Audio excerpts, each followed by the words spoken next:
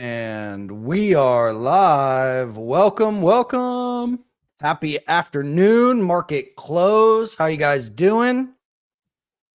Wow, I am pretty damn tired. It has been a long couple of days here. We've got Bitcoin still challenging today's high. We just pulled a big red to green move. And yeah, pretty big volatility today. We've got Microstrategy that is trying to rip into the close. Let's see, we just made a new high. Let me share my screen here. But yeah, guys, if you can hear me clearly, see the camera and all that, just throw me a hell yeah or a let's go in the chat. We should be streaming here on YouTube as well as X. And we've got Brad and American HODL coming on any second now. So let's see. I'm just looking at Microstrategy. You can see the overnight price action here. And then right now we've got 10 or 15 minutes left into the close. We did make a higher high today, along with Bitcoin, which pulled a red to green move, which basically means it opened and then dipped down to 85 and then is looking like, if it holds up here, is going to close at a new high. So, all right. Well, thanks for joining us, guys. Go ahead and like it up on YouTube or X, wherever you're watching from. And yeah, we're just going to really get this started off by doing some market analysis into the close. I was trying to see today if we were going to get some fireworks and a parabolic rip through 100K.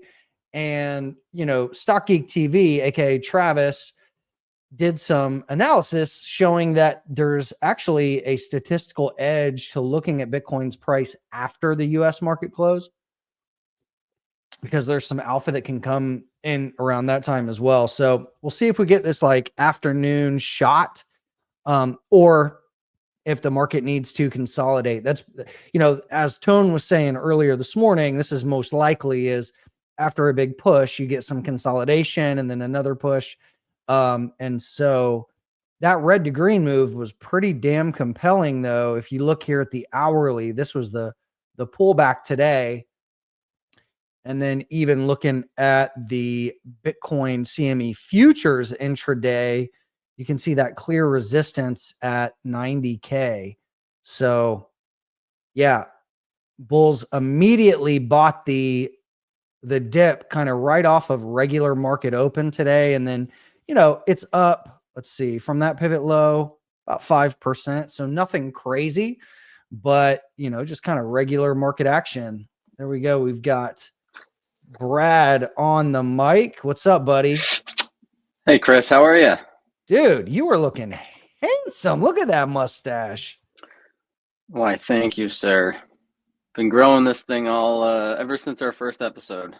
Nice, man. Yeah, I let mine get out of control, and then I said I was going to shave it when we hit a new all-time high, and I just got it way more manageable. But yeah, yours is actually shaped and looking mighty good, if I do say so myself. You look good with a beard, without a beard. You got a good chin line, man. Oh, thanks, buddy. Well, yeah, man, how's it going? It's been, I think, about a year since we did our last show with the three of us. I just checked. It was November of last year. Then before that, it was in the depths of hell in the bear market in 2022. So a lot's happened since then. Yeah. It's been wild.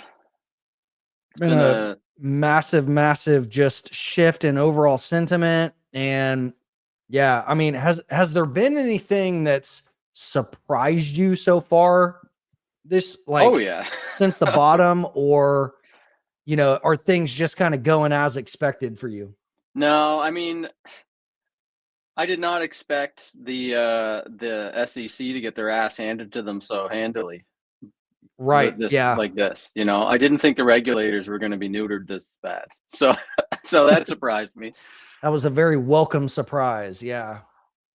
So that was one thing that caught me off guard. The other thing that caught me off guard was the Chinese money coming in January, like earlier this year, December, January timeframe. Mhm. Gentlemen. Hey, buddy. How's it Hey, going? how do I sound? Good? Yeah. Cool. All right. Didn't expect American HODL's power to grow so large. Yeah, man. We were just talking about, like, was there anything that surprised us since we talked last time, which was about a year ago, November 2023? You know, was there anything that kind of surprised you, or what is it just kind of like business as usual? Let me think about that. Nothing is coming to mind for what surprised me since over the past year. I mean, I didn't go back and listen to our episode, but I would imagine me and Brad were pretty on the money because I don't think there's been any large surprises since then. Yeah, Brad mentioned just how he was surprised at the SEC getting their ass kicked so bad, which, you know, was definitely, I think, a well-deserved thing. But yeah, definitely surprising how fast that shifted.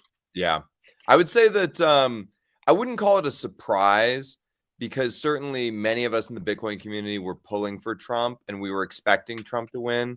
But I would say pleasantly surprised that Trump did win and it was so resounding and in such a landslide fashion. Because, you know, listen, whatever you think about Trump is your personal business as an American citizen, and as a global citizen, because a lot of people around the world have thoughts on Trump. But like for me, and as somebody who's a market participant and a Bitcoiner, I think it's hard to deny that, you know, Trump is going to be very good for the Bitcoin markets and very good for the markets broadly. Yeah, I mean, that was very evident, like election night, as it was becoming clear he was going to win. It was like price was just waiting. And as soon as it got the go ahead, it's like, all right, all time high. Here we go, baby. Absolutely. Yeah, I was watching everything come in and I saw the Bitcoin price start to rip and I was like, oh, it's in. Like, he's going to win. It's being priced in right now. Yeah, it was great night for sure. And then the following days after, I just, like, my back pain came back because I had this back pain that, like, people used to make fun of me. Actually, that's so funny. That's where me and HODL met the first time, was my back pain story. I don't know if we covered that on here yet. We did. Yeah. I think we talked about it I can't remember if it's the first time or the second time, but I led a mimetic attack on Brad because he was saying he had back pain when the Bitcoin was at its lows. Mm-hmm. No, it wasn't at the lows. You got to give me credit. It was 8,000 or 9,000. And I was like, this shit's dropping 50%. I can't take another 50% drop after we just survived it. I got to take some off, sell some, and then I'll buy it cheaper. And then all the Bitcoin maxis came after me. And I was like, whoa, I still have a lot of Bitcoin, like, percentage-wise for my net worth. Like, calm down, guys. But I get it. Well, why is your back pain back now? I just learned about this thing called eustress. So not many people get to learn about the problem of eustress in their lives because they're not holding Bitcoin. So when you can have stress, which shows up in, like, too much cortisol buildup in your muscles, and the way to deal with this, the cortisol buildup that can happen with your muscles with the stress, is like meditation, grounding, exercise. But then you can have eustress, which is the opposite of stress, which is too much winning, can have the same effect. Too much winning can cause the exact same physiological effect in your body as too much bad stress.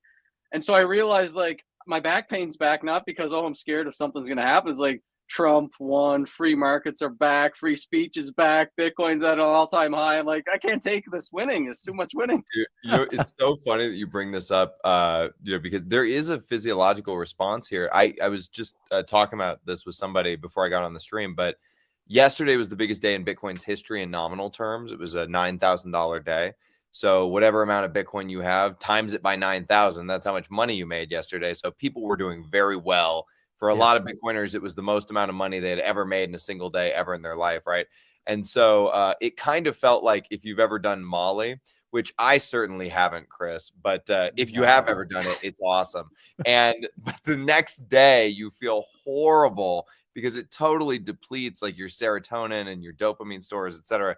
So like this morning, I'm waking up, like, with, like, kind of a mild, like, physiological hangover from yesterday's price action. So I actually do understand like what Brad is talking about. Dude, okay, that makes so much sense because I'm like, right now, I'm like, why am I so exhausted? Yeah, your And body's sore and shit. dude, Right. yes. I'm like, well, I did a live stream this morning, but it was only 2 hours. And like, come on, man. Like, guys do physical labor all day and they're okay. I'm like, something else is going on. I'm either getting sick or like something. Yeah, yesterday was just so fucking intense. And I was up like just ruminating all night last night and thinking about the numbers. And I'm like, oh my God. Yeah, like Yeah. you can think about, you can ruminate and get down like rabbit holes of catastrophizing, which causes that physiological response and tightness and cortisol buildup. And the way that you deal with that is you meditate, you get in the sauna, you go to the gym, you know, you push some weights around, you eat healthy, you try to spend time with your family and your kids. You know what I mean? You do things that reduce the stress. Yep. Same sort of thing with the ruminating about the positive. New all-time high. We just hit Oh my 90K God. live on stream. Oh, my back. Oh, I can't take it. Okay, so at 90K now, we're 10% away from $100,000.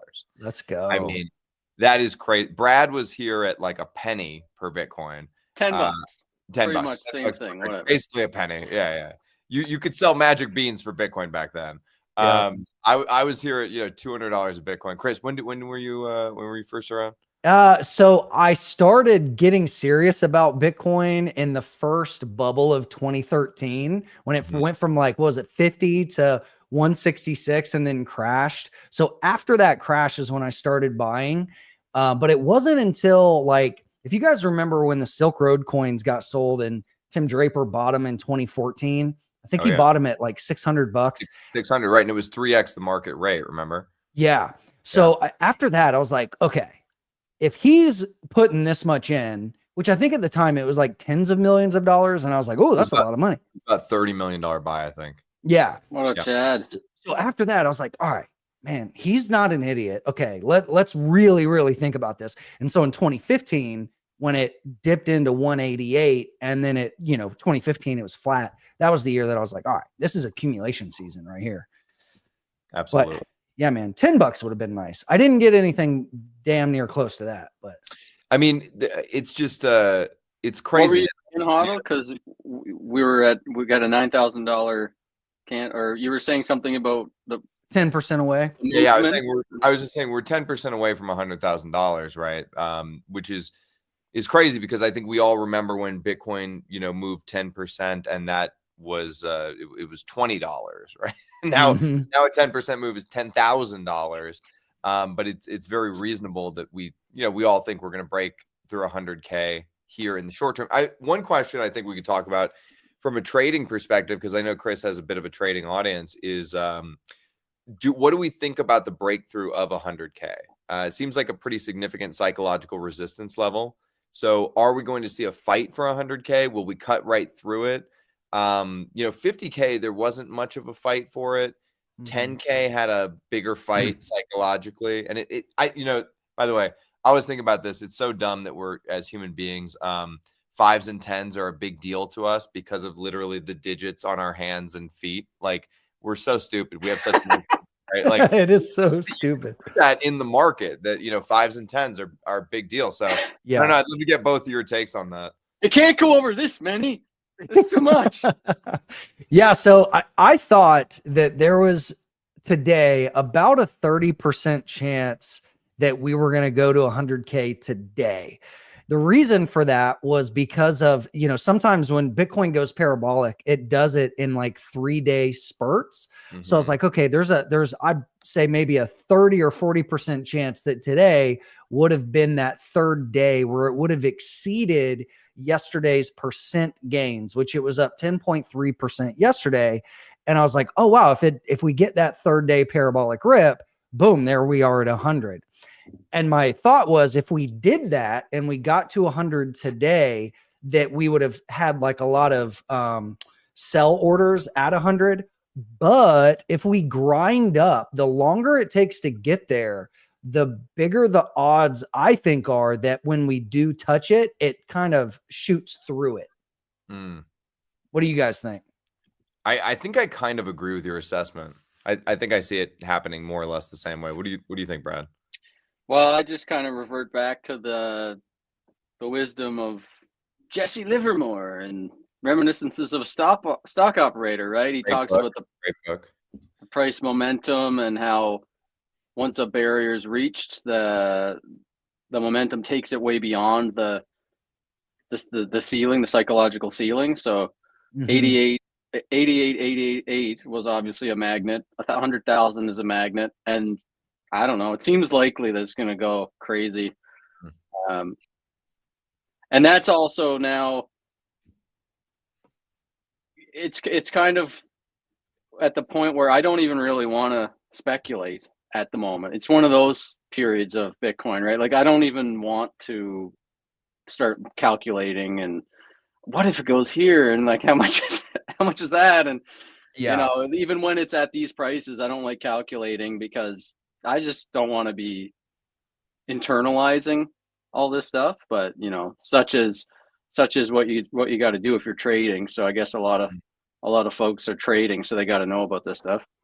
I saw Yeah, that. I mean, I've actually got a lot of targets just based on like TA stuff, anywhere from 100 to like 120K.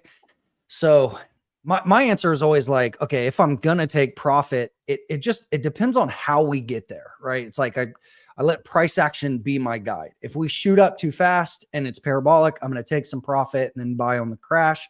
If it's a nice, easy trend, I'm gonna buy breakouts and add to that winner. So it's all about price action. And today I was like, man, part of me was hoping that we got that rip to 100 just for the fun of it. But I was also like, shit, if we go too quick, it could get parabolic and then we're going to dump back to like 75 like that. So it's kind of good to see this consolidation day. It's healthy. These movements have been pretty healthy so far. I had the same feeling as you did. I like, who doesn't want to see it break 100, but you know, careful what you wish for kind of thing. I think for me, when we talk about like what's going to happen after we breach 100, you know, every 4 years, Bitcoin trades a order of magnitude difference. If you look back on its history in the charts. So, you know, it spends about 4 years in the $100 range, 4 years in the $1,000 range. Now it's about to spend 4 roughly odd years in the 100,000 range. But that's a big range. There's a big difference between 100,000 and 800,000, right? And we don't, once it breaks containment, once it breaks above 100 and we're now in that range, the 6-figure range, you know, it can go from 100 to 800. That's something that Bitcoin can do. Will it do that? Will it do that next year? I don't know. I can't tell you. I can't tell you that. I wish I could. For me as a long-term hodler, a long-term investor, I don't try and play these games where I take profits at the top, right? Because I'm here for all of the good days and all of the bad days over a period of a long number of years.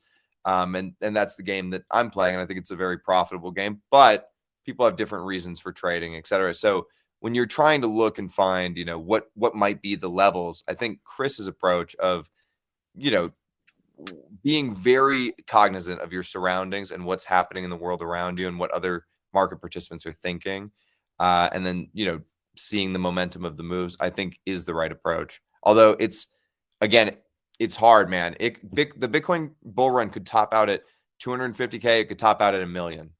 Yeah. Nobody knows. Yeah. No. So I think on the last call, man, it was a year ago. I can't believe that. But were you both in agreement that we were going to 1 million? Or was that mostly you, HODL? Long term? Yeah. I said take a run at 1 million this time, and I still. Yeah, HODL said this cycle, take a run at 1 million, break everybody's models. Mm-hmm. Yeah. I said, and this is probably the thing that's changed for me over the last year, because I've been feeling FOMO for upgrading my life. Like I want to get a nice house, right? Like I want to start building a citadel type of mentality I got into earlier in the year, right? I'm like, I want to exercise, have a great relationship with my family, with my wife, my daughter. I want to have a citadel mind and a citadel body, and then build a citadel. Like that's the mode that I got into earlier this year, and I sort of disconnected from price and from. Yeah, I saw you disappeared for a while, and I wanted to ask you about that. Like, what does that mean to you, citadel? Well, I locked my Twitter because I was like, this is just poison. I mean, I was focusing way too much on all the shit going wrong in crypto last cycle. I was like way too heavily focused on all the memes and all the Doge this and DeFi that and like Ponzi this and Ponzi that and what are the regulators going to do? And it was like, I don't know what that was about, but I took some time away from things this year and I was like, okay, listen, I got to just like control my inputs. I don't want to watch politics videos because it's going to piss me off. I don't want to watch like Ponzi videos. That's going to piss me off. So I was like, I'm going to focus on what I do want, not what I don't want. And it was actually Love it. conversations with folks that I respect that have like good lives at home. You know what I mean? Like actually Jason Williams was somebody I talked to quite a bit about this stuff. Like how do you be happy all the time? You know, like how do you not get upset? Like how do you just let things ride and let things roll and take things easy? Like that's what I aspire to be. Like that's like the Citadel mind, the Citadel body is you be able to look great, look like your Bitcoin wallet. And the Citadel mind is to be happy and be somebody that people look up to and that your family looks up to and they can confide in you and you can be a source of inspiration for them, not somebody that's pissed off all the time because Dogecoin pumped. You know what I mean? And they're holding Bitcoin. Right. So I took some time to just like disconnect from all the inputs of Twitter, political, finance, markets, macro. All this macro shit was just driving me crazy because I'd just always been in these negative mind cycles of like ruminating on what happens if a Great Depression comes and what's going to happen to my Bitcoin. And, you know, I mean, I was still pretty bullish on Bitcoin, even if the shit hit the fan. But Brad would call me up and he would be like, it's going to be a Great Depression, but with Netflix, we're going to have Netflix, but it's going to be like the Great Depression. Life's gonna suck. So what lessons did you learn from this disconnect? And like, was it worth it? I was actually like, even for somebody who was a doomer, I was like positive because I was like, it'll be Great Depression 2.0, but we're gonna have toilet paper, Netflix, AI. It's not gonna be that bad. It's just gonna be sucky for financial markets. But no, what I learned was just Michael Saylor's advice. Actually, you know, be cheerful and constructive. I just took that to heart too. He talks about, you know, his 7 or 8 rules for life or whatever, and 2 of them are cheerful and constructive. You know, people ask him all the time about other things, DeFi and Ethereum and Doge and crypto and all this stuff, and he just says, I'm going to stay in my lane. And then he just educates about Bitcoin, talks about Bitcoin. So I did this exercise of setting my goals, and I realized, like, what do I care about? I care about educating more people about Bitcoin. I don't care about educating them about why crypto is overvalued and why they shouldn't be trading and all that stuff. I care about people just protecting themselves with Bitcoin. So I started to focus more on just getting my shit together. And then that message of just talking more about Bitcoin. So that's where I am this year. And in that journey of like trying to set goals and be the person that could actually build a citadel, because you guys know the Citadel meme, right? I mean, obviously HODL does, but do you know what, Chris? Nope. Go ahead and educate HODL. us. You gotta tell about the Citadel meme.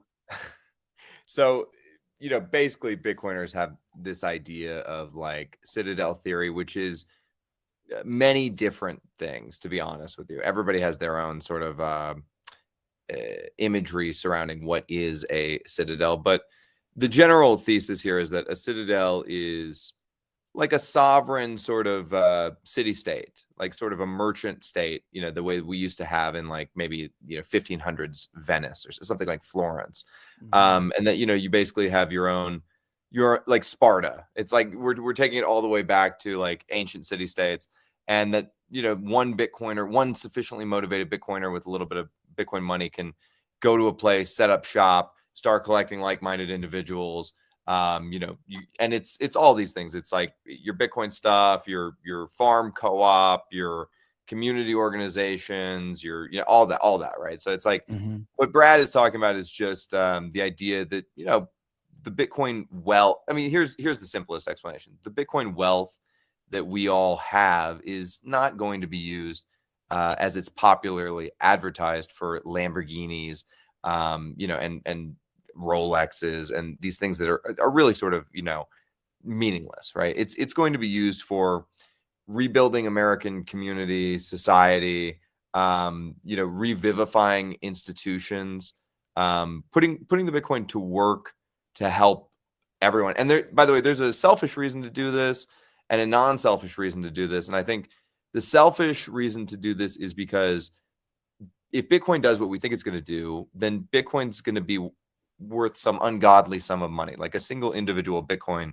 is going to be worth hundreds of millions, if not billions or trillions of dollars, which sounds crazy from where we sit here at 90K. But hey, it sounded crazy when it went from a penny to $100,000, and it's about to do that, right? Yep. So when Bitcoiners have this level of wealth, they're going to have to, or want to, you know, help the people around them in a way that's meaningful for, you know, two reasons. One is an altruistic reason, because you want to see your society be good and you want to see your family grow up in a healthy and vibrant society. And the other reason is because, let's face it, jealousy is a bitch and mimetic desire is a bitch. And if you have all this wealth and the people around you are not doing good, they're going to come for you. The pitchforks come out at that point. And so Citadel theory is this sort of melding of all of these things to come together and say, here's something meaningful you can do with your Bitcoin wealth. And that thing is building strong communities and city states. I love that. Just the idea of, you know, community. And I hear a lot of people say this in our community, like when we do in-person events, you know, a lot of people, like Bitcoiners, feel alone, because if you're in like some small town in Texas, you probably don't have anybody really to talk to about this stuff.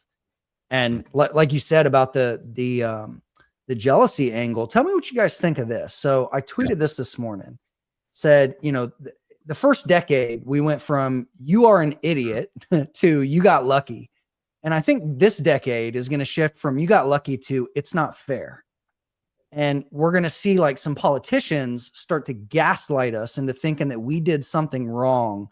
They're going to say, "Oh, it's not fair that you got a slice of this, you know, finite capital pie." Do you guys think that's true, that, you know, particularly like the Dems and stuff are going to start saying shit like that? Absolutely. I think you nailed it. And I think it's best that we be preemptive. We don't just sit there and wait for that to happen. Because, you know, listen, the state is a weapon, and those that have it wield it, right? So we don't want it wielded against us. This is why, you know, this cycle, Bitcoiners went from, over the last like year and a half, Bitcoiners went from being like, I don't really care, man, politics are kind of cringe, and like, I'm not interested in that, to being like, no, I support Donald Trump like 100%. And I want to see Ross Ulbricht freed from prison. I want to see a national strategic reserve on Bitcoin. I want to see protections for self-custody rights. I want to see protections for peer-to-peer rights. We have a wish list. And also we're getting richer and we're more politically active. And like, we do expect our voices to be heard, number one, period. So yeah, I mean, I think we got to be preemptive on that, because the jealousy is very real. There's this famous experiment with rhesus monkeys, where they put them in a cage and they give them, they're right next to each other. It's a, you know, just a regular steel cage where they can see through, and they give both monkeys a cucumber, right? Both monkeys totally happy. Cucumber, yummy. I got a cucumber, you got a cucumber. Everything's great. Then they give one monkey a grape, okay? The other monkey that got a cucumber is like, the fuck is this cucumber? Don't you kidding me? It throws it back at the people like, you know, what are you doing? I need the grape too. Why has this guy got a grape? And then the monkey goes crazy, starts shaking the cage, trying to get to the guy with the grape. Later, they let the monkey with the grape out into the yard with the rest of the monkeys, and they murder him. The grape has already been eaten. They're not killing him for the grape. They killed him out of sheer spite. That's why they killed him. Because if they kill him, they think maybe the grapes will go to them tomorrow, right? So, I mean, that's human nature. That's animal nature. It's in us. It's going to happen. And yeah, I would say that the best way to prevent these things from occurring is, first of all, get as many of your friends and family on Bitcoin as you possibly can. Spread the wealth and the knowledge, and really be generous with your time and your resources, and help people understand what's happening here. And then number two, I think you got to give back. Every Bitcoiner needs to, you know, think about a tithe. You know, if you're Christian, you understand that concept. If you're not Christian, it just means giving 10% of your income to the church. And the church doesn't have to be the church, but it can be whatever, community sponsored organizations. Try and make the lives of the people around you good, and it will preempt a lot of the things that are the evil, you know, worst parts of human nature that are unfortunately going to descend on us. Well said, man. Yeah, that's amazing. Brad shared a story with me a little bit ago. I guess it was HODL, your mother-in-law. Yeah. Let me pull this up. I just thought this was morning. super dope. So I'll just kind of read this for people that are listening and can't watch, but he said, story time. 6 years ago, my mother-in-law was left penniless in a surprise divorce at 67. And she was working as a preschool teacher, making $14 an hour. And basically, you know, you explained to her that she had three options of, you know, how she could handle her finances, I guess, right? Like, yeah, you know, basically be aggressive, extremely aggressive, or, you know, Dave Ramsey, right? Rice and beans level. And she chose the extreme way. Yep. And she, you know, rode her bike to work, watered down her lemonade, you know, saved a ton of money and saved $12K a year on a salary of $27K. Mm-hmm. And then you set up a couple of retirement accounts for her. When she could scratch $1,000 together, she would give it to you and you'd smash buy on MicroStrategy or GBTC. And fast forward, I won't read this whole thing, but as of yesterday, she crossed 500K in her retirement accounts. You think she'll be a millionaire soon. Man, that is so beautiful. That's awesome, man. Yeah, you know, and I mean, this is one of those things I was talking about, right? Like, I'm a Bitcoin crazy person. I have the courage of my conviction, and I'm able and willing to show up and help people, right? And when, you know, that situation occurred with my mother-in-law, where, you know, she's been a housewife for all these years, and then she basically is surprise divorced, and her husband walks out on her. You know, it's a really tough situation, and somebody has to step up. And so, you know, I stepped up and I said, this is what we're going to do. Now, because of, you know, her age and everything, I didn't like share the particulars. She just, luckily, I was in the position where she trusted me, and I didn't say, hey, all your money's going into digital coins. I just said, it's going into the market, the Bitcoin I'm going to market. invest this for you. Yeah. It's going into the market, the Bitcoin market. It's like, yeah. And, you know, over the course of 6 or so years, like, it's turned into quite a significant sum. And now she's in the position that, unfortunately, a lot of Americans, and she was about to be in this position as well, find themselves in, which is they don't have enough saved to retire with dignity, right? Mm-hmm. And when you reach the age of 67 and you don't have any money, that is a existential crisis of the highest order, right? And so, like, step one was fixing that immediately. You can't fix the emotional stuff until you have your Maslow's hierarchy, like, dialed in. So we had to fix that. And luckily, she, to her credit, she, like, totally did the Dave Ramsey rice and beans thing. She was literally watering down her lemonade, like, literally did that. Saved every dollar she possibly could, was just like a total chatette about it. And, you know, she crushed, and I helped her out, and I created the multiplier effect there for her in Bitcoin terms. And I was happy to do it. And, you know, it's not like I didn't tell the story to make myself seem like a good guy or something. People were like, give me some congratulations on the tweet thread. But the reason I told the story is because Bitcoin is a tool that can turn bad stories and flip them into good stories. Yes.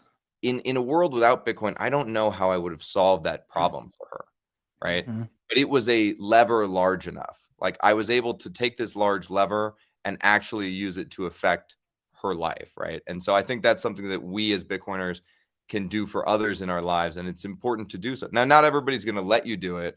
I had a lot of people who, like, were very resistant to change and didn't want to let me help them, et cetera, et cetera. But, you know, as time goes on and the Bitcoin price keeps marching into millions and multi-millions, that resistance is going to fade, and people are going to want help. And I think it's, as a Bitcoiner, it's your job to stand at the lifeboats and help people on. You know what I mean? Because we hit the iceberg 2 hours ago. We're up to our ankles in water, and people are starting to realize this is serious. Yeah.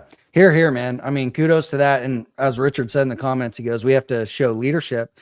And yeah, I think that starts with your inner circle of, you know, friends and family. And like you said, some people are going to be receptive to it and excited, and other people are going to think you're crazy or talk shit and, you know, push you away. And that's up to them. But yeah, one thing I've been trying to do over the past several years is just recruit friends and family into this ecosystem of just thinking of themselves as part of the investor class, even if they're not wealthy yet. It's like, you know, understand the value of investing and understand the value of a Satoshi versus a dollar. And yeah, if we as Bitcoiners and investors can help them develop that knowledge and the skill, yeah, I mean, it's going to hopefully impact the lives of a lot of people.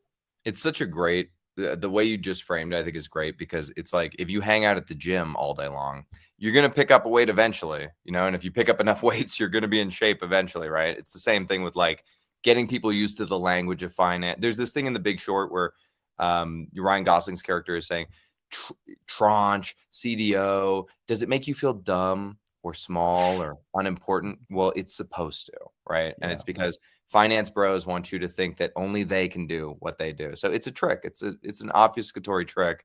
And this language of finance is not that complicated. You can learn it. And there's a lot of us who speak in very plain, dumb language, like me and Brad, who aren't coming at you all sophisticated.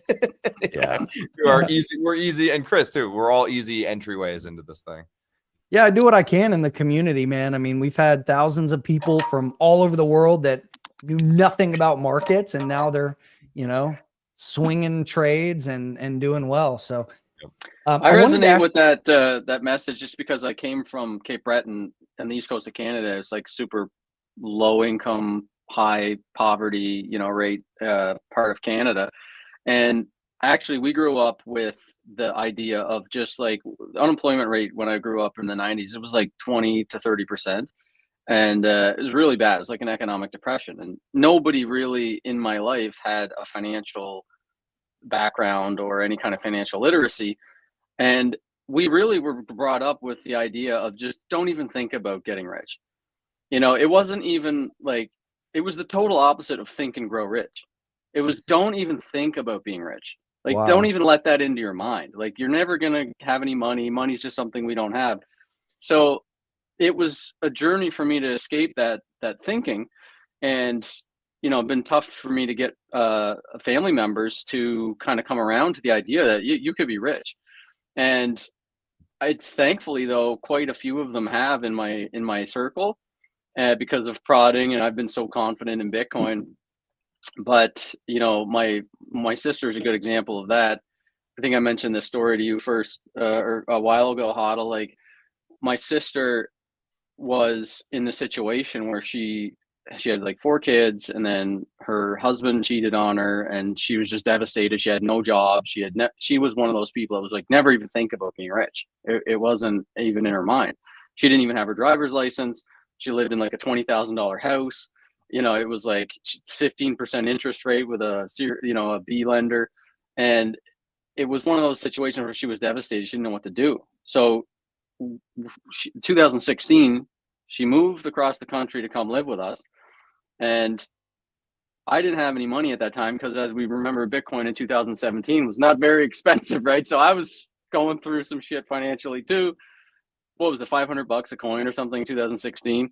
Mm-hmm. And I was just so convicted on Bitcoin. Yeah, I was like, I will sell my house and move in with my in-laws before I sell Bitcoin. Like, selling Bitcoin was never in my head as an option back then. I'm like, this thing is going to $1,000 one day. I can't sell this thing. You remember when 1,000 was like this crazy pie in the sky idea? Like, and then it was 10. My sister, my sister ended up, you know, didn't have any money. She had like $500 to her name. And so she's one of those people that give the shirt off her back, right? So that's the one thing about growing up in the East Coast is like people focus on family, they focus on the community, they learn how to play music and write plays, and like they're funny. It's fun to be around that atmosphere because once you don't think about money, you're free to just be easygoing and pursue other things, right? Mm-hmm. So that sort of grew up around. But so my other sister needed to borrow $500. And so she was texting us, and I was like, I actually can't really loan you $500 right now. Like, I'm kind of struggling to meet my bills at this point. So then she went and got to my other sister to ask her, and my other sister sent her last $500. Well, she actually sent it to me. She's like, it was cash she had. She's like, can you send this through email or something so she can get this $500? And I was like, okay, that karma should come back somehow. So I took the 500 and actually bought 1 Bitcoin for her. And then I kept it aside. And then I found $500 myself and sent it to my sister. And so then another little bit of time goes by. She, 3 or 4 months or something, she gets another few hundred, her money's coming in from child tax credits and stuff. She buys another. I convince her to buy a Bitcoin at this point for $800 because the price is going up. So then she's got two. And so she's just like, she doesn't know she has two though. She just knows she has one. And so like the years go by, and the year or so goes by, and at one point she's worth $100,000 because Bitcoin eventually gets her to $100,000. And it was just this moment for her where she never even thought it in her mind that she could be worth six figures. Like she just never even had more than $1,000 in her bank account at any point in her life. And so she's got a lot of confidence from that. And that kind of inspires me to combat this narrative out there that you can't get wealthy through saving. And it's like HODL's like the example of that. Like we're the example of that. You don't have to be trying to like consume all this like news and all this stuff to try to trade and stuff like that. You don't have to do it. You can do it if you're good at it, but most people just are gambling, and they're just trying to spend all this money to get rich. But really you can get wealthy through saving if you save in the right money. And so it's awesome to hear stories like that from like HODL's mom and my sister. And there's so many stories like that in Bitcoin where you had some crazy Bitcoin person that helped your family get into Bitcoin. So I really love that message that HODL's talking about being generous with your time, and how to prevent the pitchforks from coming out is like help elevate everybody around you. And if they're willing, then just put your time into it, because it's going to pay dividends when they become more confident. They understand that you can think and grow rich, and then that disseminates to their kids and then their people around them. So you become kind of like this seed of knowledge and changing the trajectory of people's lives. That's probably the best way to at least, prevent people from coming at you saying, oh, it's not fair, you just got lucky.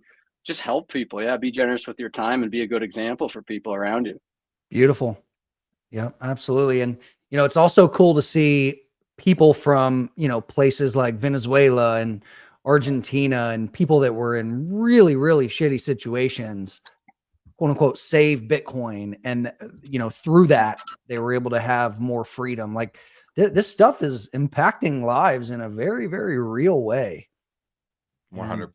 I just love hearing those stories. There's been this refrain for a long time from like Silicon Valley VC types where they're like, what's Bitcoin's killer app? And it's like, Bitcoin's killer app is prosperity, dude. Ooh, Bitcoin's killer app is getting rich. That's, the thing everybody wants. That's the killer app. Like, I don't know anybody on the planet who doesn't want more prosperity for themselves and their family. Yep. What do you guys think about the strategic Bitcoin reserve? Is that going to happen, or does it have a low probability? I was talking to Tone Bays about this morning, and just weighing like if it's actually going to happen. You guys think it's going to happen during this 4-year term? What did Tone say? Tone's usually bearish, so he probably said no dice, right? Like he thought. And Tone, if you're listening or not, if you hear this later, correct me if I'm wrong, but I believe his thing was like, it was going to happen, but like further into the future, and like after some kind of massive price rip and dip. I didn't quite understand, but I think he thinks it's going to happen eventually. He's just not bullish in the short term.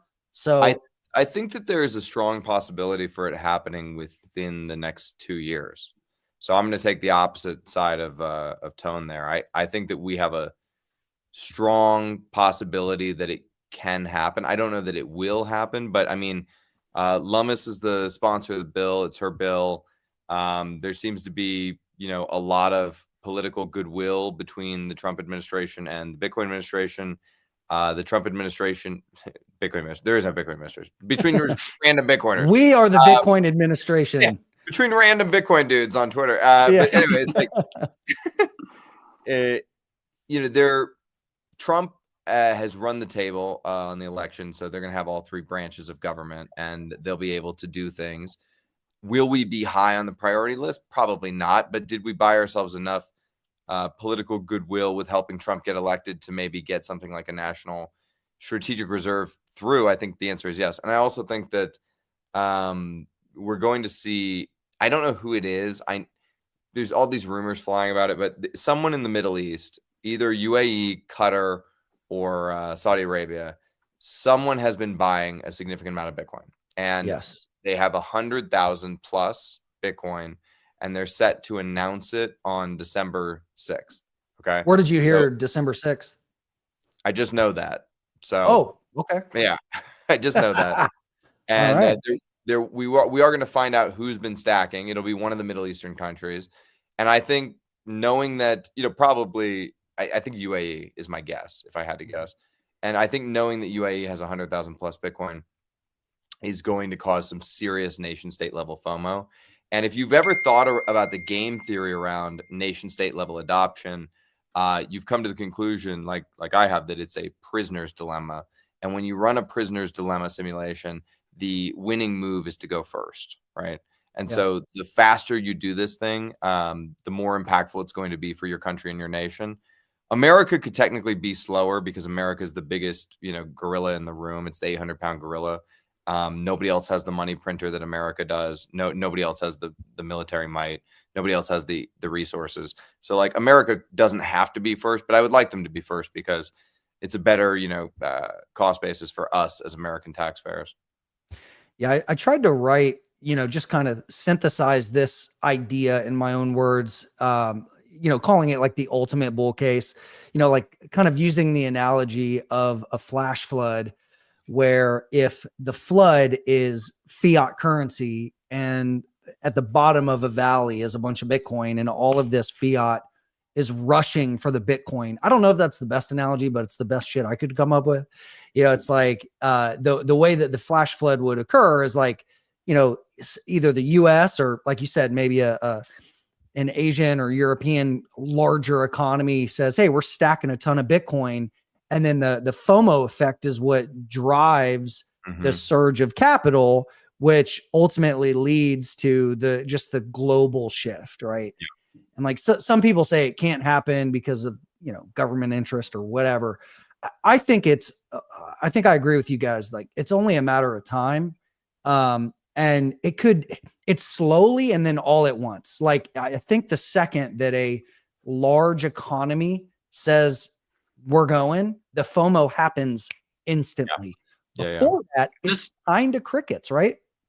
This is one of the things that we talked about on the last episode. It was, one of the predictions or whatever was continued adoption of Bitcoin as a reserve asset.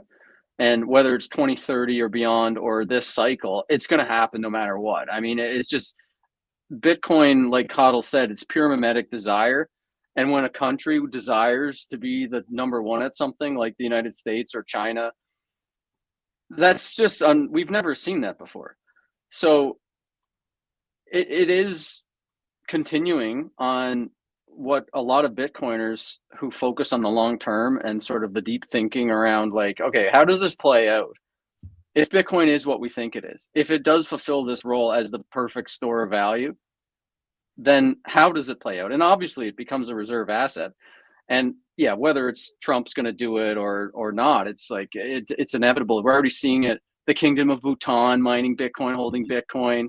What is it, Belarus or something like that? One of these countries. El Salvador, obviously. So countries are already doing it.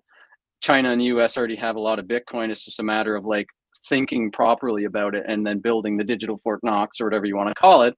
But even for people, like the biggest thing that's changed with me from a year ago to now is that I've started to think about Bitcoin as a strategic reserve asset and as like a thing that I used to think like, okay, I'm going to time the market a little bit. I'm going to sell some at the top and then I'm going to take some and live on that for 3 years. And, that way I don't have to stress about the price. And that's what I've done in the past. But as I this year started to like get the FOMO around trying to buy a new house, and I'm like looking at the amount of Bitcoin I'm gonna have to sell to buy this house and upgrade my lifestyle.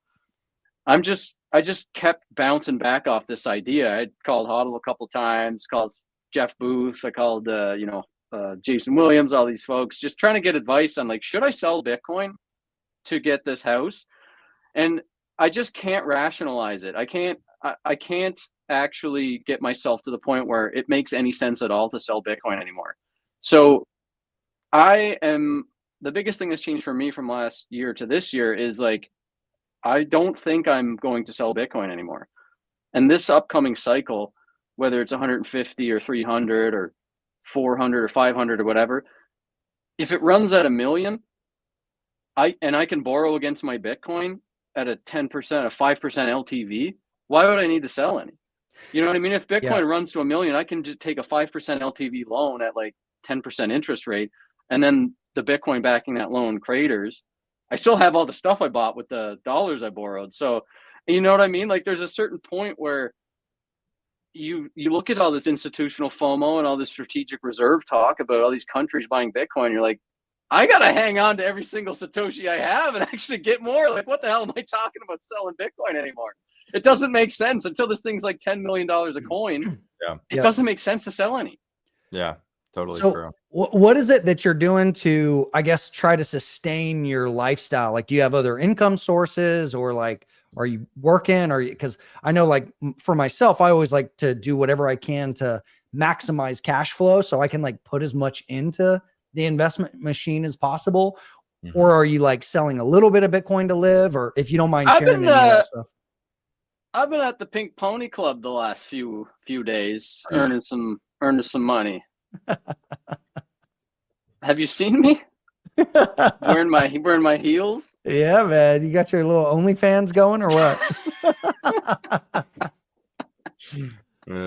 Oh, but to your point about not wanting to sell, I think a lot of people are feeling that way. Like, the higher price goes, the less people actually want to exchange it for fiat, and it's like, if Bitcoin does go to 1 million, why the fuck would you want dollars anyway? Like, you could borrow against it.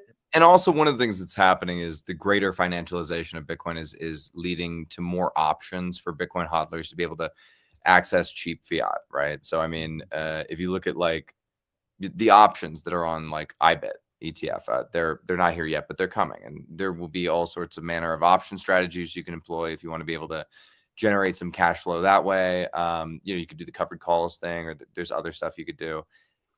You'll be able to margin against your Bitcoin if you're doing it through like a Bitcoin ETF, etc.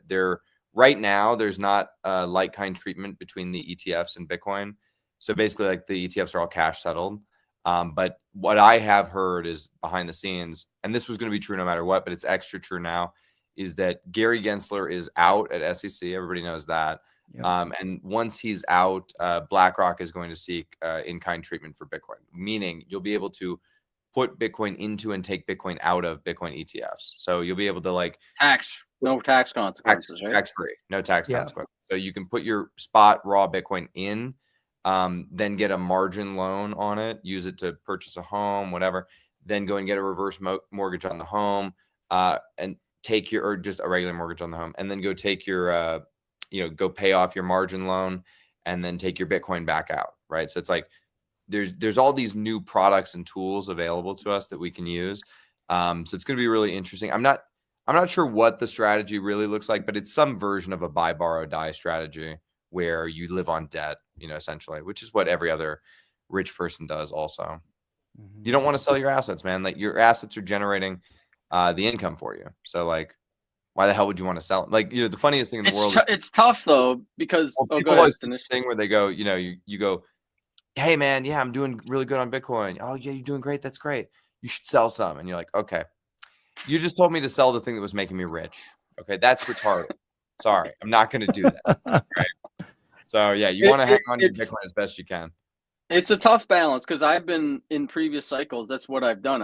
I've like taken some off, paid the tax, lived on it for a couple of years, and I go back and I've had this attitude up until this cycle, up until like this year, that like, I'm not going to go back and look at my Bitcoin that I sold and like say, oh, I wish I didn't sell it. It's just like part of living as an early Bitcoiner, right? Like, I wasn't going to go back and look at the amount of money that it was to pay off my grandmother's mortgage or pay off my own mortgage and say like, holy shit, that's insane. Why did I do that? I wasn't going to do that. But then I started actually thinking about it now, like, why, if I'm so like convicted on Bitcoin, why would I sell now? And it is a really tough balance, because it's not financialized yet at the point where banks are treating it like, to the bank, I just look like a homeless guy with a nice mustache. Like I don't actually have credit worthiness yet.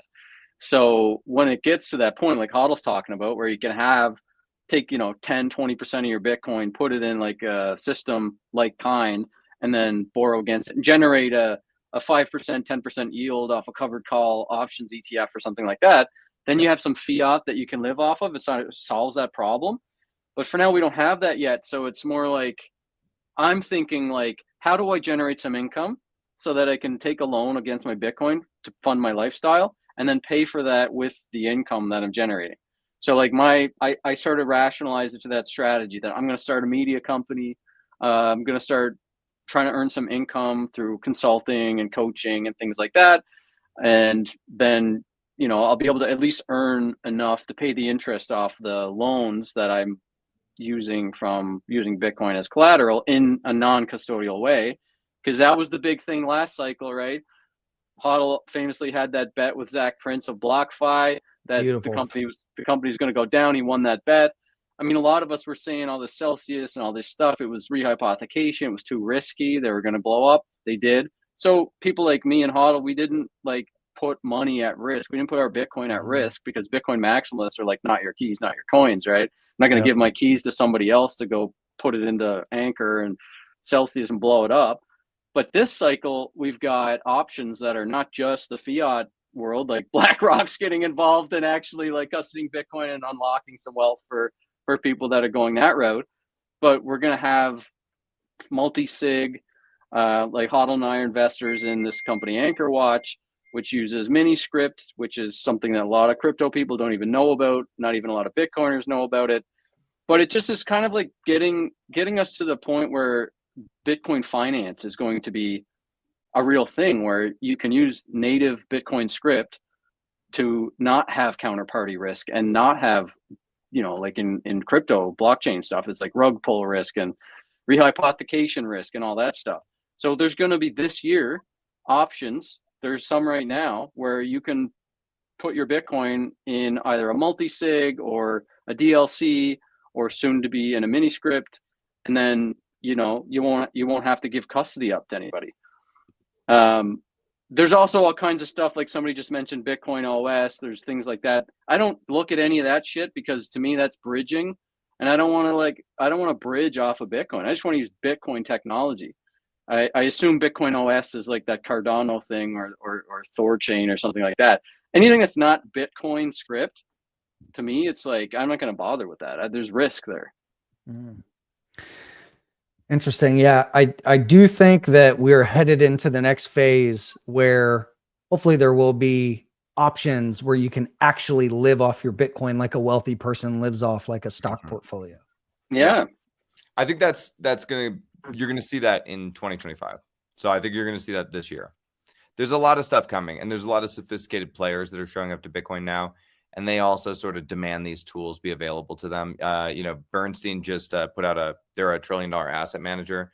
They just put out a note the other day saying, hey, Bitcoin's at 80K. Don't overthink this. Buy it now. Call us if you have issues, right?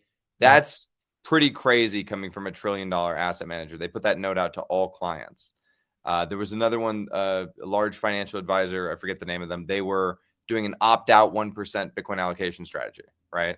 So there are all these, new players, sophisticated players who are going to want these tools to be available for them so they can greater financialize this asset. And I do think that like we as Bitcoiners need to be cautious of some of these things. It's not like Wall Street are our friends. Wall Street and us have an ambivalent relationship with each other. You could classify us as frenemies more likely than friends. But for right now, our interests are more or less aligned with their interest. Talking about alignment with the frenemies, tell me what you think of MicroStrategy. So I actually didn't buy this earlier. I bought a breakout trade at 200 and just took some profit on it. Nice. But HODL, I know you put your mother-in-law in this. Like, what's your thesis on this? So Chris had a really simple thesis on this, which is I listened to a single podcast with Michael Saylor back in it was 2020. I think he went on Anthony Pompliano's podcast. I listened to it. I was like, this dude's a fucking Chad. All right. And then I smashed bought MSTR. And that was it. That was the whole thesis.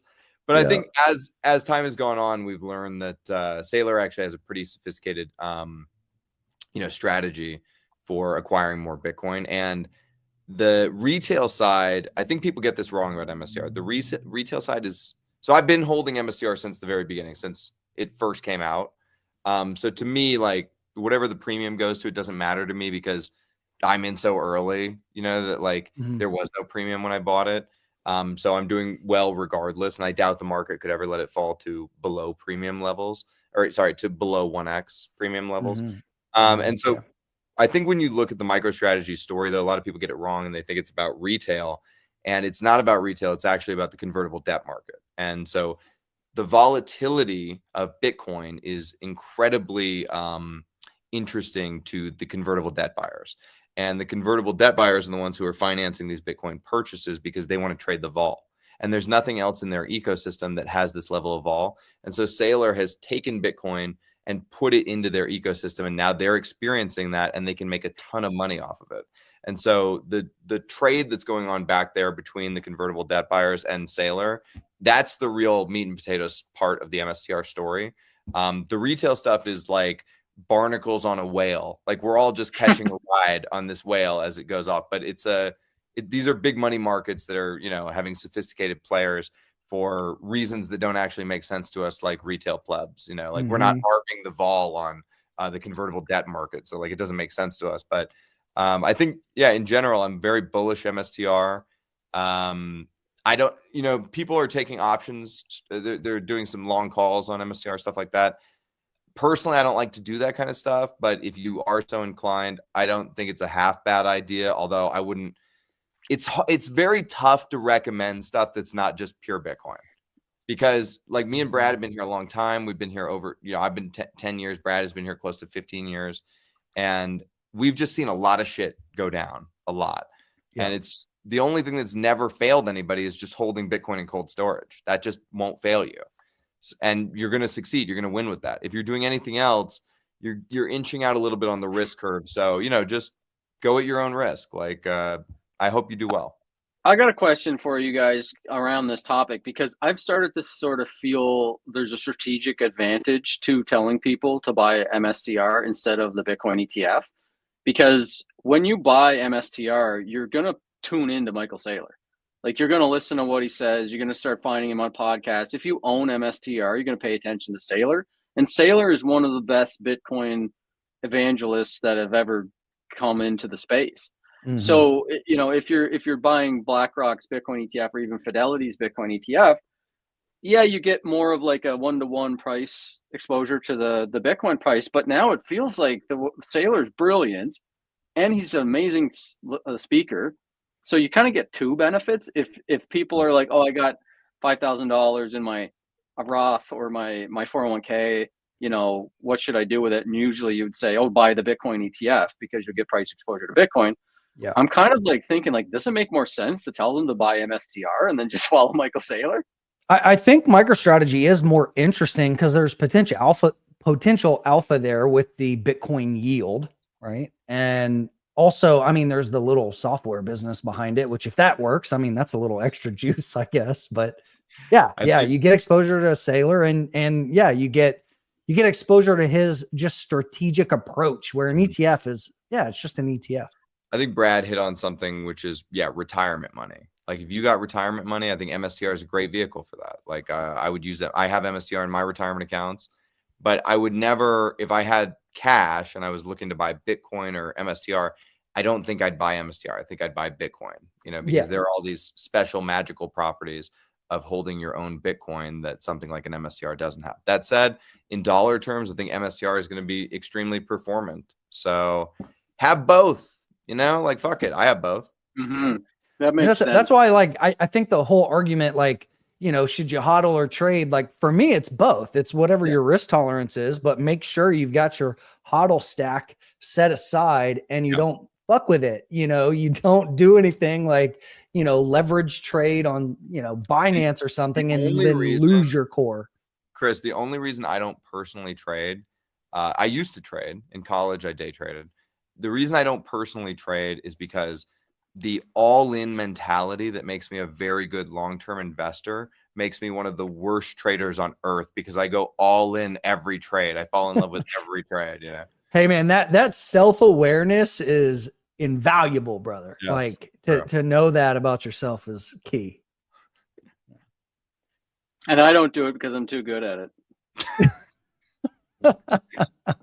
Another amazing level of self-awareness. I'm here. too humble. Yes, I'm just too humble. I don't want to make you know, with a people feel mustache uncomfortable. like that, you could be as cocky as you need to be, brother. Just let her rip.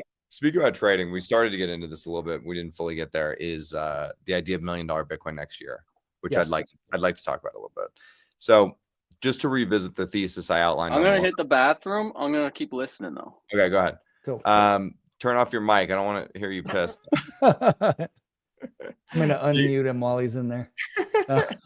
So yeah, just to re-explain the thesis before we go over it. My thesis here is not that $1 million is preordained or anything by any stretch of the imagination. It's much more equivalent to what you were talking about 40 minutes ago, which was, you know, you got to watch the momentum and how things are playing out.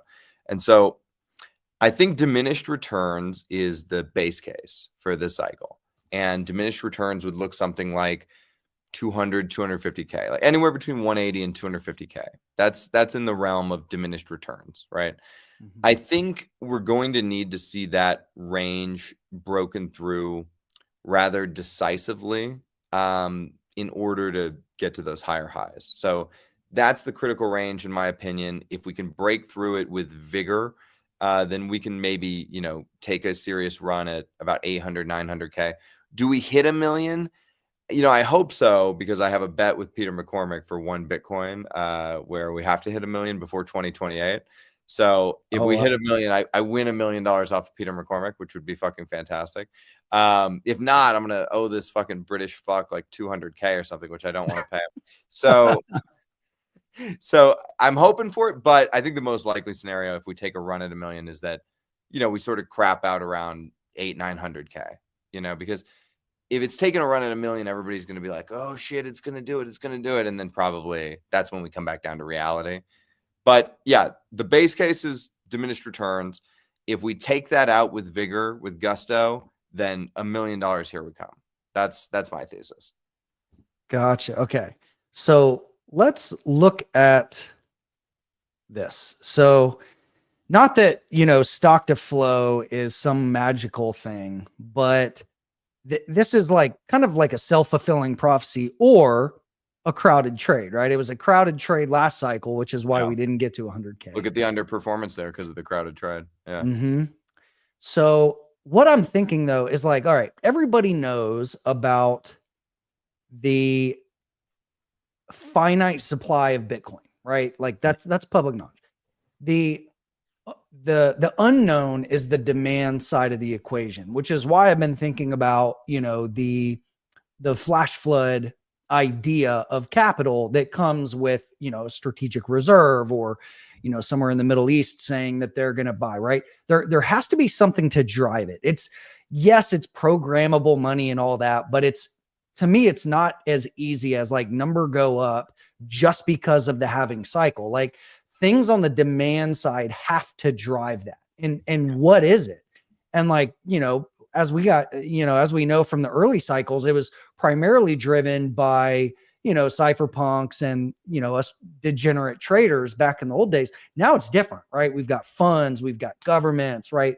We've got all these different market participants that can actually drive these crazy numbers, right? Before, the idea of $1 million Bitcoin was like, oh yeah, kind of cool, like pie in the sky idea. Would it really happen with just us? Probably not.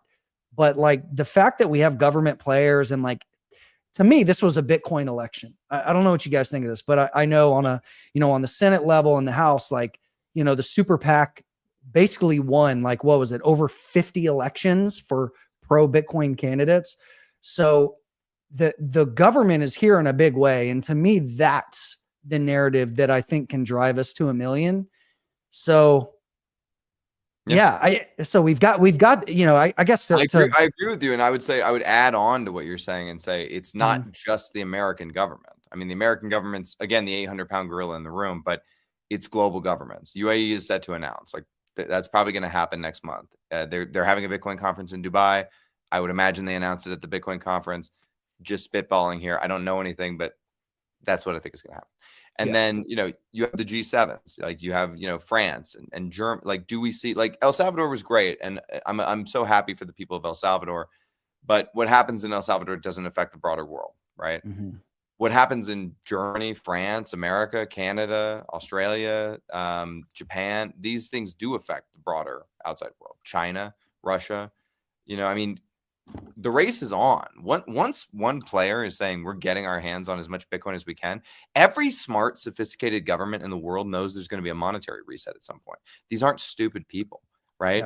And if it starts to be clear that the monetary reset is going to be Bitcoin and not gold, well, then all of a sudden people are going to skate to where the puck is going and start buying significant amounts of Bitcoin, right? And there's also this thought, I think, coming from the Chinese side, which, listen, might be true, might not be, I don't know, is that, but the Chinese believe this. They think that the Americans created Bitcoin in order to leapfrog the global order in a monetary reset. And if that's true, then fuck yeah, like America's a lot more adept than I thought we were, right? And even if it's not true, I think it creates this, you know, serious FOMO to get Bitcoin before the Americans use it to bludgeon you over the head with, right? Like, you don't want to be locked out of the 21st century. Jeff, all these theses are colliding.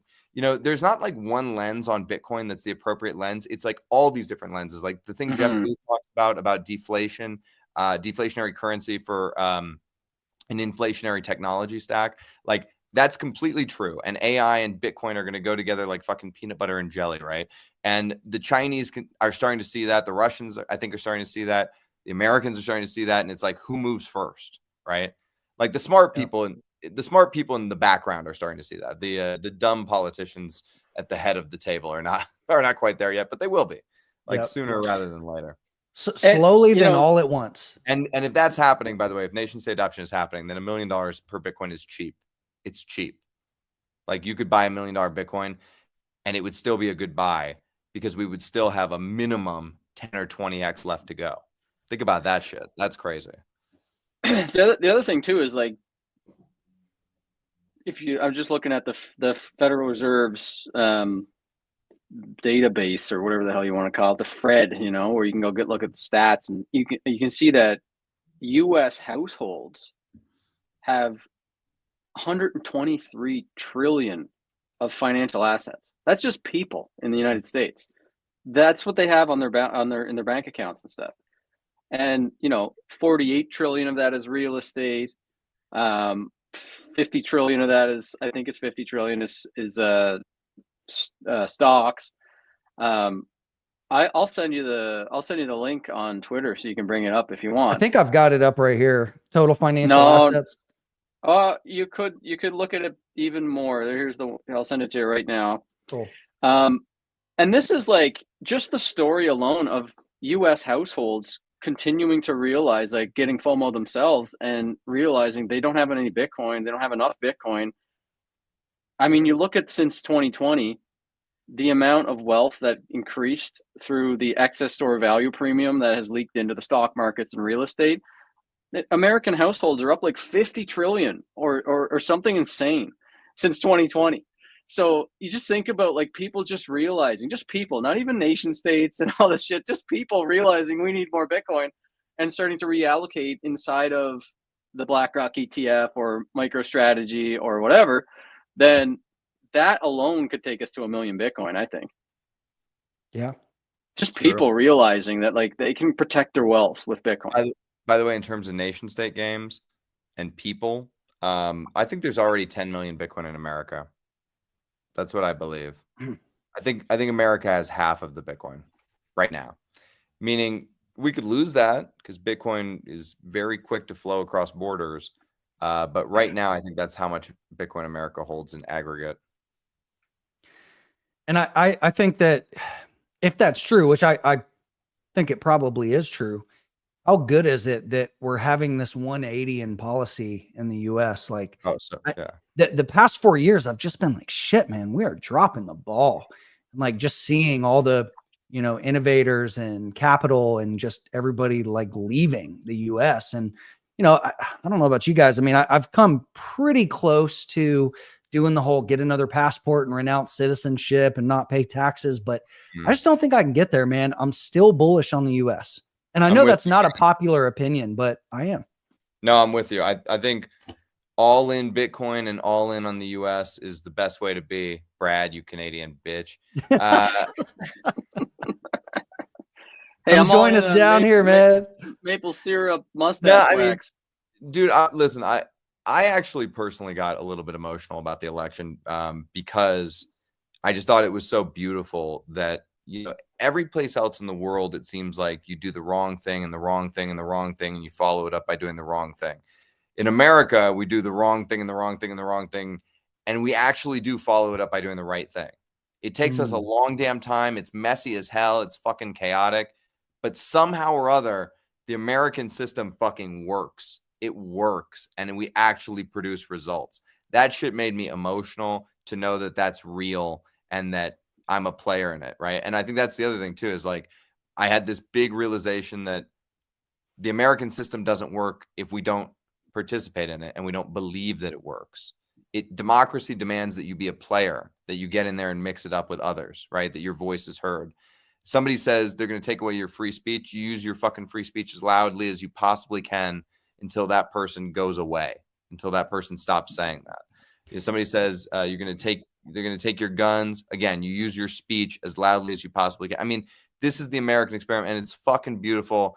And listen, I don't care how cringe people think it is. Like, I fucking love this country, and like, it's the dawn of a new day in America. And I think that there's some serious righting of the ship that is about to happen over the next couple of years, and it's going to set us up on course for a very good next couple of decades, I hope, because what we just came out of was a nightmare. Yeah, and I think people are really understanding and waking up to just how important freedom of speech is. I mean, look what's happening up in Brad's neck of the woods or in Europe. I mean, people being imprisoned for saying shit. And for tweets, dude, come on. Crazy. And here in the US, I mean, we've taken it for granted. I know I have, I just thought it was like, oh yeah, it's nice. I can talk shit about anything, but you go to a lot of places. If you talk about the king or the leader, or, if you call somebody by the wrong pronoun or something, I mean, you're going to get labeled, hate speech, and it's just going to get, I think the world is mostly going that direction, and Americans are like, nah, fuck that, man. We're going to stick to our values. It made me so happy to know that the country was who I knew them to be, who I thought they were. And the country stood up and declared, basically, for all sorts of different reasons, we're America. You can't tell us what the fuck to do. We'll do whatever the fuck we want. That's the core American value. Whether you're a Sikh or a Hindu or a Mormon or a Christian or or black or white or Asian or Muslim or Jewish, it doesn't matter. I will do whatever the fuck I want is the core defining American value. As long as I'm not hurting anyone, I'm going to keep fucking doing it. Fuck you. It's beautiful, bro. Boom. So Bitcoin overtook silver. I know. Isn't that crazy? Man, somebody check on Robert Kiyosaki. How close are we to Saudi Aramco? We're about to do Saudi Aramco too. Yes. Dude, Kiyosaki is actually like hardcore orange pilled. He did come over to this side. I don't know, man. Yeah. I appreciate him because I read Rich Dad Poor Dad in high school, and that's what made me want to become an entrepreneur. And but I don't know. He just kind of went off the deep end the past few years. That's what made me get into gold. Him and Peter Schiff, actually. Funny enough, like Rich Dad Poor Dad, he talked about in the book about gold holding its value over time, and I was like, wait, that's true. Like, why did the dollar's worth less over 100 years? And so I started looking into gold, and then found my way to Bitcoin. And it's funny because this flip of silver is hilarious to me, because in 2011, after like learning about the Federal Reserve and the history of the income taxes and all this libertarian stuff from Ron Paul's campaign and Robert Kiyosaki and Peter Schiff and all these books, I was like, I got to protect my savings. The stock market's a Ponzi scheme. They're bailing out all these bankrupt companies that should fail under a real free market. And then the taxpayers are getting foot with the bill. This doesn't make any sense. So I'm like, I'm not going to put my money into this stuff. I'm going to buy some gold and some silver. And so I went down that sort of rabbit hole of getting gold and silver. So in 2011, I'm not going to say how much, but I took the money that I had left in the bank account and I bought a third of it in gold, a third of it in silver, and a third of it in Bitcoin. It was $17. What was Your life $17? Yeah, I had $17. I bought 1 gram of silver.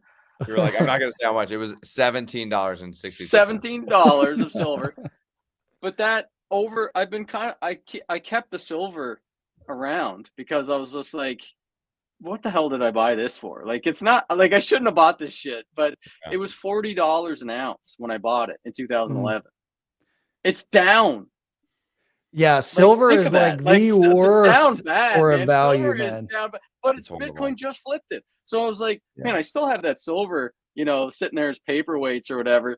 But I'm like, man, like, what a journey it's been to hold on to Bitcoin and silver like that long. I'm like, I feel so bad for people that were like so heavy into the silver industry and like holding silver and shit. It's so bad.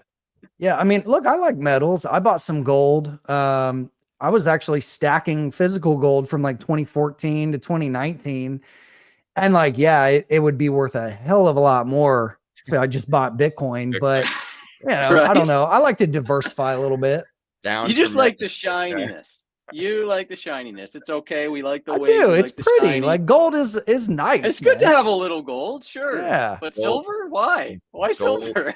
Gold is for jewelry only. Okay. Jewelry. Yeah. Only. And you can get bullion jewelry. There's companies where you can get 24 karat and like it's only marked up 20 or 30% above spot. I think like Mene is money. I guess it's money.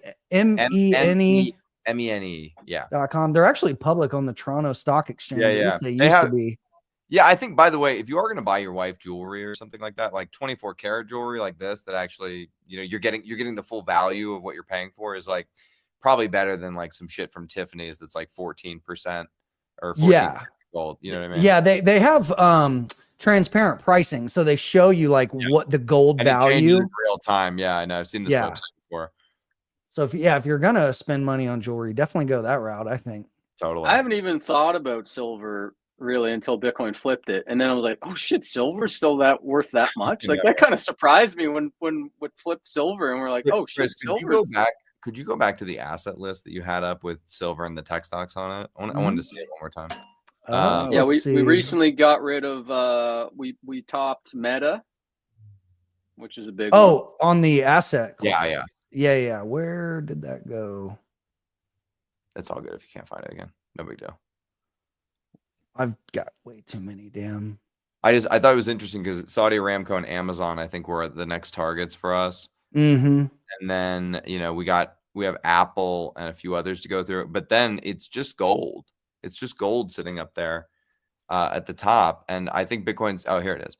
Yeah. So we got to go through Saudi Aramco, Amazon, Alphabet, Microsoft, Apple, Nvidia, and gold. And I think that I feel confident saying we're getting through all of the tech stack here in this bull run, probably in the next few months. Gold, we're going to take a run at it, I think. That's my thesis. If we can break through, the diminished returns narrative. Yeah. And like, look at it right now. So gold is basically almost an exact 10x of Bitcoin right now. So if we match gold, we're at $1 million basically. About $1 million. Yeah, totally. And I mean, there will be some monetary inflation for us to get there. So gold will go up as well. But yeah, I mean, it's just sitting right there, I think, if there is any kind of target, right? Like, okay, why $1 million other than the fact it's $1 million? That's it right there. Yeah. It's gold market cap.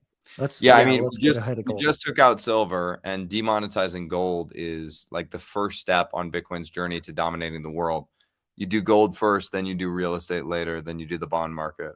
You do the bond market and real estate at the same time. I mean, Bitcoin already did things like, the collectibles market or the art market. Yeah. We'd be at 190,000 a coin when we flip Nvidia. 190 when we flip Nvidia. Really? Yeah, 192, something like that. Yeah, man. So that's like, in my mind, that's guaranteed for this year. And then it's just us and gold in a fight to the death, Yeah. It's like, look at the gold investors versus the Bitcoin investors. You got a bunch of young, smart guys, internet-enabled, encryption-powered individuals versus people that have to take out their teeth to eat prunes. So I'm betting us, you know? Yep. So we've got NVIDIA sitting up here And then gold at $1 million, and that's it. And to kind of put a bow too on the $1 million potential of this cycle, I mean, wrapping it back up to the Bitcoin Citadel thing, the origination of the Bitcoin Citadel meme was from soon Bitcoin will dump to 300,000.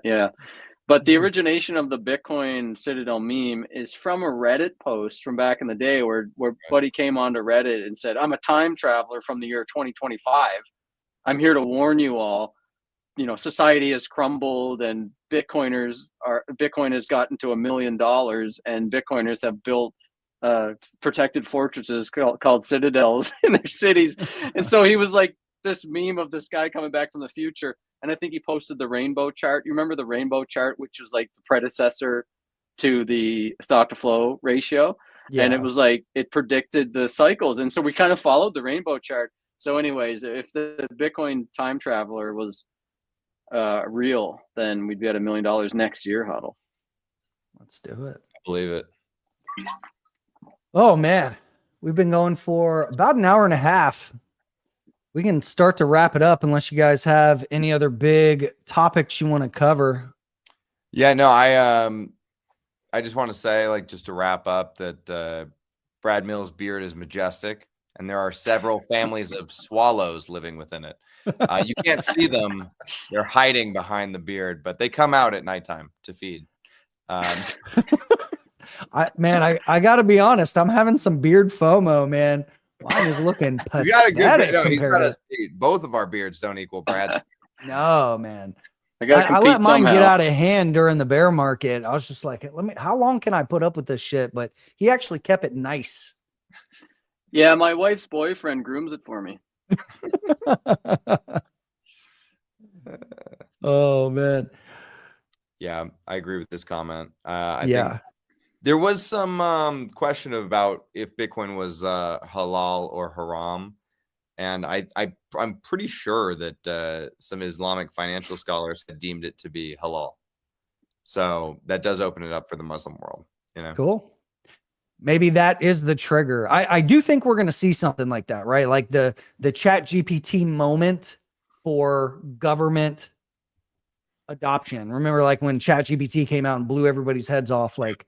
And I stole that analogy from somebody who thinks Tesla is going to go crazy, but I do think there's going to be something that triggers that FOMO rush, that flash flood of capital into Bitcoin from government states. And then it's like, oh yeah, of course that happens. Obvious in hindsight. Yeah. By the way, on a serious note here, I think Bitcoin is at the bottom of it's been at the bottom of its S curve for a long time.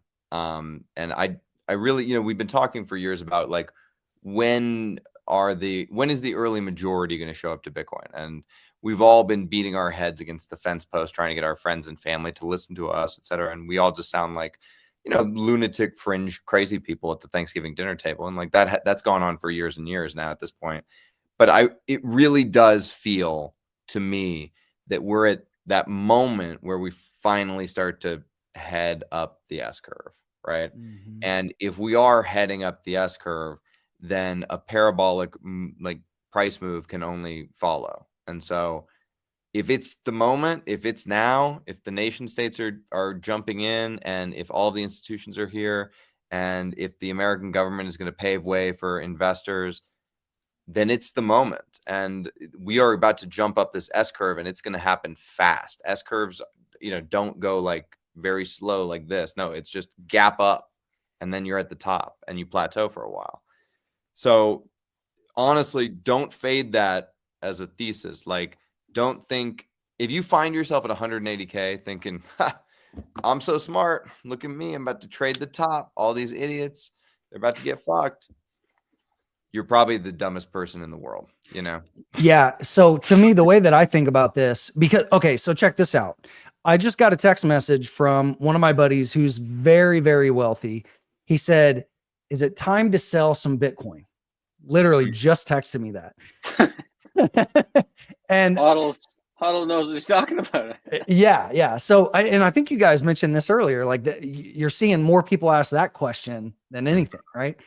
And it's like, to me, there's a big difference between a speculative bubble, right, that's driven by retail FOMO, and price going up because something is changing. Something is happening in the world that is causing Bitcoin's price to go up. That is not purely retail speculation, right? So I think that's what we're going to see this cycle. I think People we're are just not, they're not used to, people don't know what they hold. That's what it is. They don't understand the markets. They don't understand the dynamics at play here. They don't know the game they're playing, and they don't understand what Bitcoin is. So, like I had 2 people this week already, that same thing, like, should I sell my Bitcoin? Actually, they were like, I want to sell my Bitcoin. How do I sell my Bitcoin? And I had to take that 30-minute sort of conversation, take that time, help them understand what it is they hold. This was like actually my uncle, like 2 weeks ago. He was like, I want to build put some renovations on the house. I'm thinking I'll take my Bitcoin and sell it, pay for that. I'm like, you don't have enough Bitcoin. What are you talking about? Like, you need more Bitcoin. So people do seem to listen to me when I do take that time to explain it to them, and then I'll send them like a Michael Saylor video or something like that, and suggest that they listen to a Preston Pish podcast, or maybe I don't recommend people read books, because nobody does. When I send, it's like one in 100 people will actually read the book. But when I send a podcast or a YouTube video, Michael Saylor and Saifedean or something like that talking, it does help. It seems like people will actually just throw it on in the background and listen to it and then absorb something. So I don't know if we're ever going to get to that point where people that own the asset actually put the time in to understand why they own it. And then, of course, there's going to be people that you helped them get in, or they're coming to you saying, should I sell? And then you find out in 3 months when, Dogecoin's at 420 or something, they actually went all in on Dogecoin, and then it drops to 10 cents and they lost everything. That's going to happen. But, I don't know what we do about that. Yeah, I don't know. I think that's why, I mean, if people want to trade and they want to speculate, like carve off a little bit, right? And trade with the goal of accumulating more fiat that you can put back into Bitcoin. That's been my message. That's what I keep parroting to people. It's like, if you want to go into degen land and do that, you can. Just don't fuck up your cold storage stack. That's what that helps. Actually, I love the BitKey. I don't know if you've seen this one, Chris. This is the Jack Dorsey's Bitcoin wallet. It's like a Bitcoin only wallet. I have one here too. Let's touch tips here. Here. Oh, that's so cute. That's an ad. Yeah, it makes those noises when you do it. That's how you send Bitcoin with a BitKey. You just go on Chris Dunn's podcast and you touch it to the camera. I like the BitKey. While not a perfect solution for the hardcore hodler, it's a good way to onboard a new person to a multi-sig in a way that's very very friendly for them, very approachable. No seed phrases. You can set yourself as a recovery contact. You know what I mean? Like, it has in the app, you can have a recovery contact. So you can't generate a new phrase, but like they can ask you to if they lose one. Very well thought out. I would say the one caveat on the BitKey is, me personally, and I think this is sort of broadly good advice applicable, is I wouldn't use it for more than $100,000. So if you have more than $100,000, you should really be looking into other solutions. And those things would probably be like Unchained Capital, Casa, HODL, stuff like that. Yeah. No, this looks like a great Christmas gift. I might get a couple dozen of these. It's only like $150 or something, right? They're gonna do a sale too, because I was asking them for some coupon codes, because I started getting my friends and family that come to me like, hey, I want to sell my Bitcoin. I'm like, first step, get your shit off an exchange. If you got like Dogecoin and Ripple and ETH and all this stuff, the first step is to separate your Bitcoin from all that stuff, put it on a Bitcoin wallet. That way it's not as your like FOMO brain won't take over when you're looking at the price of some coin mooning, and you're like, oh, I'm going to sell my Bitcoin to buy this thing. And then you screwed up your generational wealth. So you get your Bitcoin separated from your altcoins, put it on something like this, very approachable for the average person. And then it's harder for them to make those FOMO moves. And then they do whatever they want with their altcoins and their speculative betting and all that stuff. But at least it helps remove that ease of screwing up by selling your Bitcoin for crap.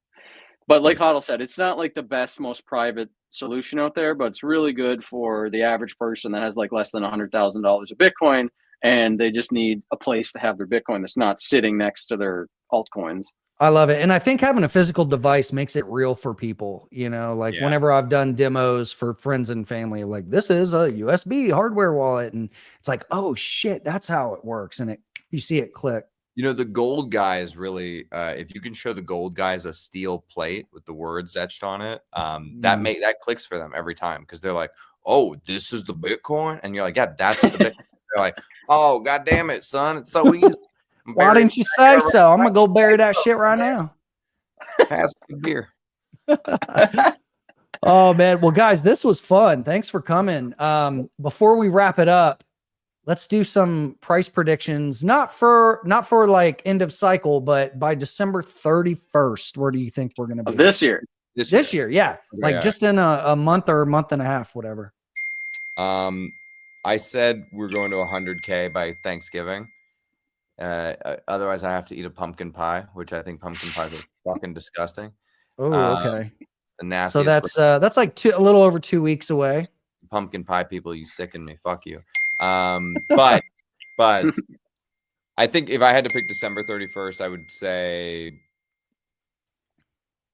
I'm gonna go 115. Oh, okay. So about a 35% pop. Sounds reasonable to me. Brad, what about you? Well, just for fun, because we got 50 days. Yeah, I don't really like think in short-term time frames, right? But I guess it would be nice.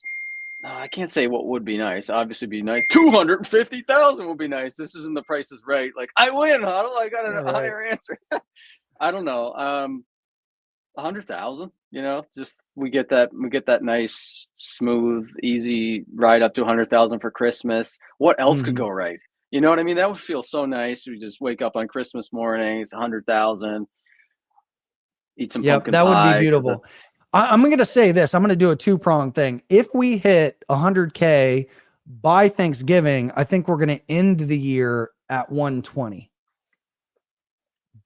But if we grind and pull back and we don't hit 100K by the end of the year, then we're going to be below that. But if we're able to get to it before Thanksgiving, I think by the end of the year, we're at 120. Let's see if that actually plays out though. Yeah. It's starting to get, the FOMO is back after yesterday. Yesterday was a big day. I was getting a lot of texts yesterday. I wasn't getting any texts before that. Yesterday, all the texts flooded in. So I think retail's back again. I think the FOMO's back. I think institutions are here. I don't think retail pumps the market anymore, though. I don't think they drive the market. I think that's bigger, more sophisticated players these days. So in a way, some of it's a bit above me. So I don't know. We'll see. Bullish, though. Very bullish going forward for over the next, let's call it 14 months. Very bullish. Yep. Well, kudos to everything you guys are doing for your friends, your family, for the community. It's always fun to chat with you guys, and been one hell of a ride so far, and I'm looking forward to the second decade with you, D-Gens. What do we advise, or do we advise on the guy that asked about the altcoins, right? Someone was like, what about the altcoins? Are we in this? I'm kind of curious. I know we're trying to wrap it up here, but I'm trying to focus this year more on not talking about negatively about other stuff, but talking positively about Bitcoin. And we did that on the show. So maybe we just leave it there. I would just leave it there. I would say I can do this succinctly. I think some of the altcoins will pump. I think the altcoin market will probably have I think this is kind of its last bull market.